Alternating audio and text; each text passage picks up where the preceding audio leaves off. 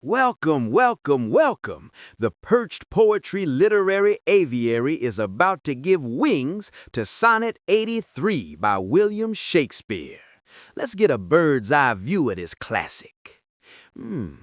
I'd venture to say that this poem is a brilliant, paradoxical defense of the poet's silence, where Shakespeare argues that to stop writing is actually the highest form of creative fidelity, because any attempt to give life through verse inevitably acts as a tomb that suffocates the vibrant reality of the living subject. I want you to listen for the tension between the barren tender of the rival's words and the organic pulsing growth that the speaker finds in the patron's actual presence. But enough talk, let's take a listen, shall we? William Shakespeare's Sonnet 83. I never saw that you did painting need, and therefore to your fair no painting set. I found, or thought I found, you did exceed the barren tender of a poet's debt, and therefore have I slept in your report, that you yourself, being extant, well might show how far a modern quill doth come too short, speaking of worth, what worth in you doth grow.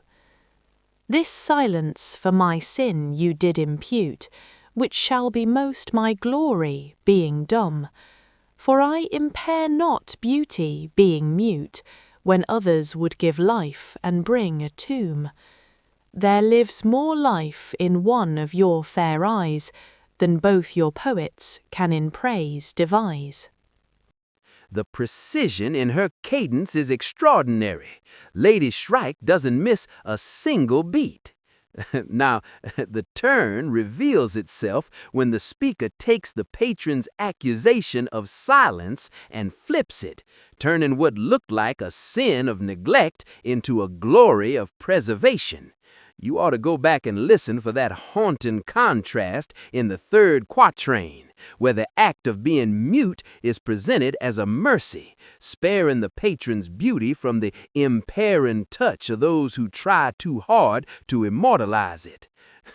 This poem matters because it teaches us that sometimes the most profound appreciation of beauty is found in the quiet, humble recognition that art is simply no match for the spark of life itself.